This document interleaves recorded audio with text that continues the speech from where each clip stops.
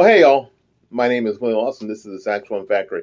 You know, I've been teaching for a while. I've been teaching saxophone, flute, and clarinet since 1985. So it's been a bit. 85, 95, 2005, 2015, 16, 17, 18, 19, 20, 1, 2, 3, 38 years. It's a long time. Is that 33 or 33? I don't know. A long time. I've not been mathing for a long time, obviously. But somebody asked me, am I too old to start to play the saxophone? And the immediate answer is no. No, you're not, because you're still breathing and you have use of your faculties. So no, you're not. The thing I want to tell you, though, because there is a difference between my youngster students and my adult students. And my adult students try to use something that I call their adult muscle. Their adult muscle is a muscle that says, listen, I've been to college, I've raised a family, I can drive a car, I can, do my taxes, I can do a bunch of stuff. I should be able to do this. And they are expecting results of professional level after only a few lessons. And I blame a lot of time these commercials on how to play the guitar instantaneously or how to play piano instantaneously on that because a lot of people feel like they ought to be able to. They ought to be able to do this right away. And I say, and I call it using your adult muscle, because you're a grown-up, you should be able to handle this. Well, the cool thing, I think, and about learning to play an instrument is that the instrument doesn't care if you're degreed. The instrument doesn't care if you have been to the moon. The instrument doesn't care that you are the CEO of a large company. The instrument doesn't care if you live in a major metropolitan area or if you live out in the boonies. The instrument doesn't care. It doesn't. And it is the most democratic thing ever. It doesn't care. It requires that you respect it and do the things it takes to play it correctly. Now, if you are willing to humble yourself a little bit and start from the beginning and understand that there is a road that you're on, and if you get on that road later in life, the chances of you getting further down that road because of, I don't know, time, life, reality, is lessened.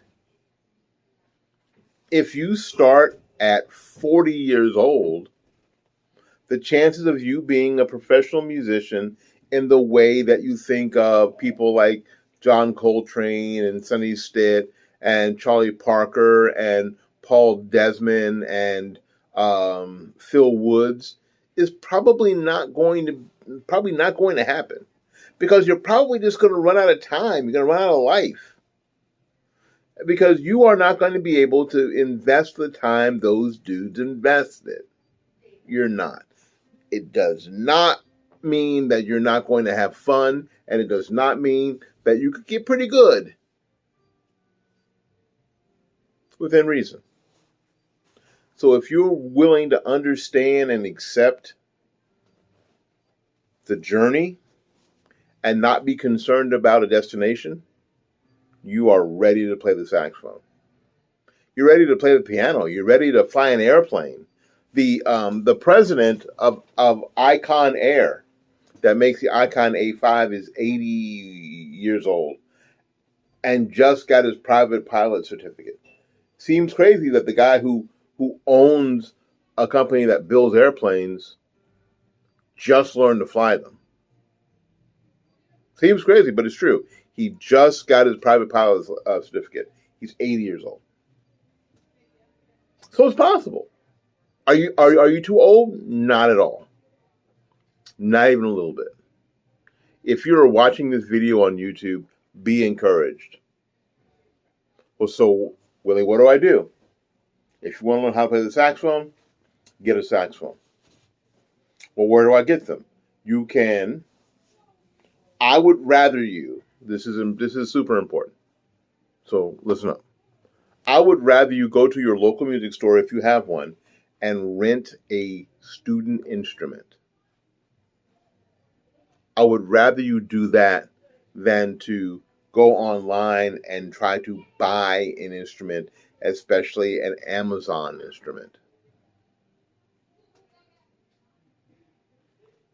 The benefit, and this is another video, but the benefit of renting one from a local music store is that they will probably take care of it. It's probably better to, even if it's older, it's probably already taken care of. They have made sure that it's in playing condition, and probably will make sure that it stays in playing condition for you, and that's very, very important. Most of them have rent-to-own programs, so the more your rent goes towards owning the instrument. And I think that you're more likely to stay with it.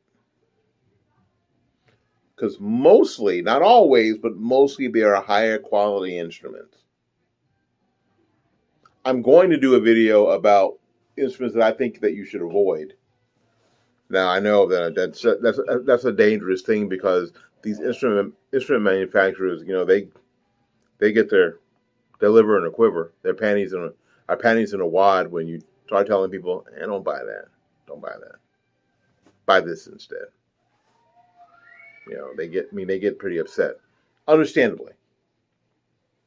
But as a professional teacher, I feel it's well within my rights to steer my students, whether they are live sitting here in a chair next to me or virtual, like you guys, on the things that I believe are okay to do and not okay to do.